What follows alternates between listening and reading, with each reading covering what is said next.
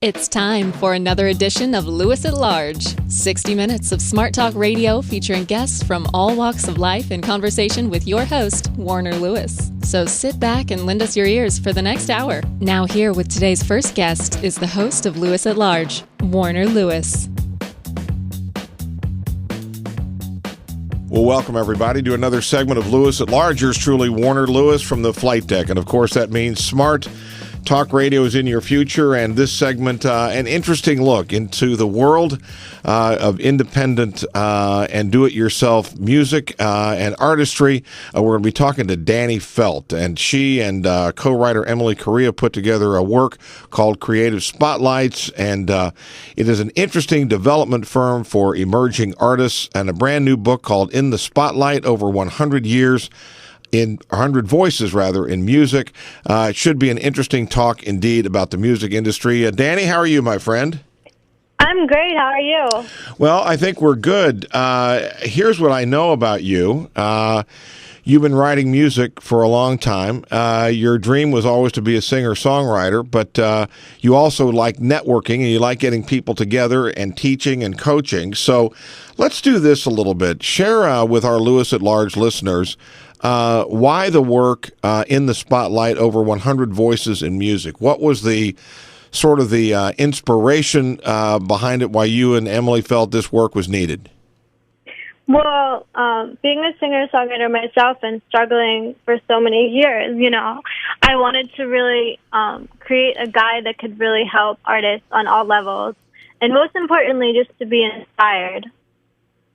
So what you did was you found yourself, as I assume, a semi-struggling singer-songwriter, and maybe not knowing exactly, so how do I turn this talent, how do I turn this desire to express myself musically, how do I turn it into practical use and get my work out there, get noticed, get managed, get just known? Yeah, I was super passionate about as being like a singer-songwriter, but then I started this music blog, and I met Emily, and I had over 300 interviews by this point, and we're like, what do we do with all this amazing advice? Because people don't usually go and click one page at a time, like 300 times. So like, what can we do? And we decided, let's put it into a book. Let's make it an inspirational guide to show all these artists what everyone is doing out there so they can be inspired to do their own dreams. The music industry has changed so much over the decades. It used to be you would get known sort of in a local club or a local music venue, and somehow the word would get out and somebody from a record company would come and watch you, and then they'd get excited. Then you'd produce a tape, and then maybe they'd decide to make an album or not. With the number of ways that music can now be pushed out there in social media, etc., is it easier now for an artist to get known, or is it more difficult? I think it's a lot more difficult because anybody can make music these days. So, it's very difficult to cut through the clutter, and that's why you really need to do things that stand out, like align with different nonprofits, or like align with something you believe in, or like cross-promote with other artists on YouTube. You really need to make yourself stand out because anybody can make music now. So are you finding, are most of the artists, this is probably a wrong assumption, but are most of the artists that you work with, are they coming from rock? Are they coming from folk? What are they? All different kinds? Yeah, I would say all different kinds, like rap, R&B, pop, rock, country. Yeah. Are most of the artists younger? Yeah, I would say a lot of them are definitely younger. It's cool now because we talked to some of them, and some of them are now on tour doing this or doing that, and it's really cool to see where they came in like 2 years. What about also, I'm interested as to, again, you think some of the early ones, the easier access would be those that are in towns, again, like New York, like Los Angeles, the bigger metros like Chicago, maybe even Nashville, if you're of a country band. But tell us where the artists that you've been working with, where do they come from? New York, Nashville, LA, Philadelphia, Boston, mostly the main music areas. Again, in the old days, so to speak, and it was not that long ago, it was a very, very big deal to get a new piece of work featured on a radio station. And how important anymore is radio in the mix here, or can someone, so to speak, explode and become very well known without it, either over the internet or, again, some of the other social media networks? Well, I mean, the radio only shows a couple artists out of like millions, so it's extremely difficult to actually break through that wall. But there's a lot of other options to get your music out there, like because of all the streaming services now. It's not like the best like for making money for artists, but it helps them get like a lot of exposure. And you need to build a fan base before like any labels will take you seriously. So it can really help them in that way. Again, if you just joined us, yours truly, Warner Lewis from the flight deck of Lewis at Large Radio, and got a good one going here. We're talking to Dani Feldt. She's one of the co-founders of Creative Spotlights, which is a New York-based creative development firm for emerging artists and musicians, and a brand new book that she has co-written with Emily Correa called In the Spotlight, over 100 voices in music, and it really chronicles the life of the music industry through the eyes of those who are living it, and also acts as a guide for those who wish to enter that spotlight and stay inspired.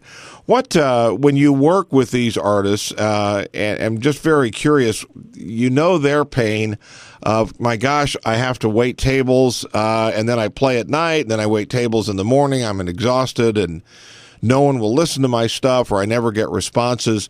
When you talk in reverse, on the other side, to the producers, the record companies, those people, what do they say? What are their complaints about the new artists? Well, producers tell people that, you know, like if you don't really love like doing this, like you should get out of it because it's not really about making money anymore. It's like you have to be so passionate and want to do this more than anything in the entire world to actually even have a chance of being successful. So I would say they want people to like not waste their time if they're not serious. What about, and again, you have not been doing this for a long, long time, but share with our Lewis at Large listeners, if you would, some success stories, or maybe a good example of a success story that you're aware of, and sort of why maybe was that particular artist or that group of musicians, why were they successful versus others? I'm trying to think because the success stories that we have in our book are mostly the executives of different music companies. So they talk about their story. Like we have like the co-founder of Reverb Nation, Bandzoogle, Pledge Music, all of that. Okay. So I feel like that is like a lot more in depth in the book than success stories from artists. Well, I guess one I could think of is Joanna Christie. She's a Broadway artist, a Broadway star in the show Once. And she talks about how she never even dreamed of being on Broadway, but she just fell into it as an actress, and now she's like the lead. So I think that was pretty inspirational to everyone that read it. What about those that do aspire not to necessarily be a singer or even a songwriter, but those that are interested in producing, are interested in creating their own communications company? Tell us about that. Well, I think they should absolutely do it. I mean, there's so much tools out there that's like practically free. You can even take like recording classes online. You can get like mentors. You can like shadow like different classes. Like there's so many options. It's like if you want to do something, you absolutely should. And there's a million resources. So why not? Well, if you were to start over again, if we were to dial back and take Dani Feldt back 5 years from now, what maybe would you have done a little bit differently? As an entrepreneur or as a singer? Yeah, as a singer and a songwriter.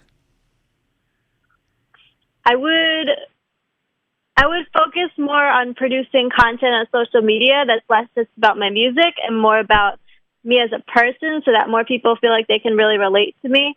Like a lot of things I heard is to actually cross promote something that you love with your art. So if you love cooking, like you could do like a press release at like a place cooking a meal, like all different ways to be creative like that. So talk less about yourself as a musician and more about who you are, because then you can really build genuine fans. And, you know, those people are the ones that are going to buy your albums or like help you with campaigns or anything like that. What about also, again, we're very pleased to be talking to you, but share a little information, if you would, about Emily Correa, the co-founder here and your partner. Sure. Her background's in life coaching. She went to like one of the top life coaching schools. She made her way through school by herself. She originally studied acting and modeling, and she's an artist herself. And she kind of just felt like, okay, like I'm going to help coach artists, because she's amazing with business and like knows a lot about acting and modeling. And so now she's like helping the artists with their creative self and really like reflecting on themselves, helping them get through like blocks of like not feeling like worthy enough for like making money or success. And so like working with her has been amazing because we've created life coaching questions in every chapter so that artists can not only get advice and read about different stories, but they can also self-reflect about their own lives and their own careers, like what goals they have and what people they surround themselves with. As time goes on, are you finding a lot of these emerging artists are not quite as maybe naive as those in years past, simply because they do get the opportunity to hear stories like yours? Or tell us about that. Yeah, I mean, overall, I'd say artists need to be, like, they need to know about marketing now. Like, they all are entrepreneurs, so it's not like they just go out there and just assume everyone's going to do it for them, So if they don't know, like, this book is going to help them learn those tools. It's like the basic tools to, like, help an artist get started in marketing. But it's also very inspirational for people on all levels. And, yeah. What about the whole idea of making it as a single artist, single songwriter, so to speak, whether it's no matter what you're doing, whether it's folk or blues or whatever, versus a full-blown band? Is it if you found one of those, a band has it easier than a single artist or vice versa, or is there a relationship there? Well, I think it's easier as a band because you have more people to promote it, and like that could make like a really big difference. Like you have 4 people versus like one person. Like they all promote to their own friends and their own networks, and they all tweet it. It's really a numbers game. What about again the value of being seen and heard and playing somewhere? Again, in New York City, there's hundreds, obviously, of music venues there. But if I live in if I live in Springfield, Illinois, there's probably 1 or 2 music venues at the most. So how do I get out and how do I get live on stage to be seen? And how important is that, in your opinion, in becoming ultimately successful? Well, I feel like playing live shows is extremely important because you need to build a fan base, because when you have a fan base, like labels take you seriously because they're like your social media, and labels don't really look at people unless they have following. So playing as many live shows and gaining as many followers and fans as possible is extremely important. But I would say if you're in a place that doesn't have a lot of music venues, to really try to build your fan base online, you could always Facebook message or email people like your YouTube music or whatever, and like tell them to share it. You can like trade them for like a free download or trade them to shout out about their projects. There's always ways to like get people to know about your stuff. So for you, you started as a singer-songwriter. Now you're doing your creative development firm. You've also got this brand new book. How much time are you, Dani Felt, spending on your own music and your own career music development?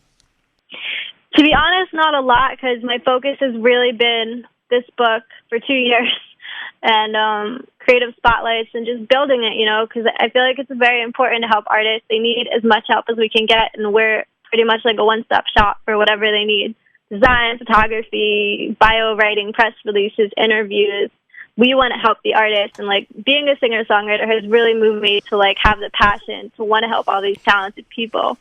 So if there are I'm assuming you work with artists in theory all around the world. They don't necessarily have to be in the same room as you. How does an artist that would be hearing this, how would they get a hold of you and find out more?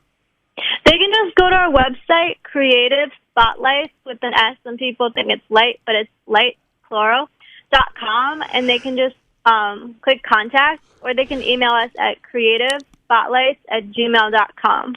Okay, and also, again, the brand new work is called In the Spotlight, over 100 voices in music. How can people get a copy of that and find out more?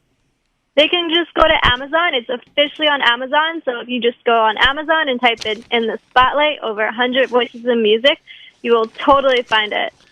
So if somebody wants to hear music by Dani Felt, where would they go to find that? They would go to DaniFeltMusic.com. So we do have it out there. Yes. And again, so right now, there's no new work by you musically that you're working on right now. I mean, me and my boyfriend wrote one song together that we put on Spotify, but we're not like really a band. We just did it for fun. But it's always good to always just do things. Right. Do your passion for fun too. Sure. Don't ever want to get too rusty, right? Right. Okay. Well, listen, again, we've been talking to Dani Felt. She and Emily Correa have put together an interesting work called In the Spotlight, over 100 voices in music. They also have Creative Spotlights, which is a New York-based creative development firm for artists, helping them in all kinds of ways, everything from PR, helping manage careers, ways to get exposure, et cetera, et cetera. Dani, thank you so much for spending part of your day with us, and best of luck to you and to all the emerging artists out there. Thank you so much for having me. I really appreciate it. You bet. We will be back with more right after this on Lewis at Large.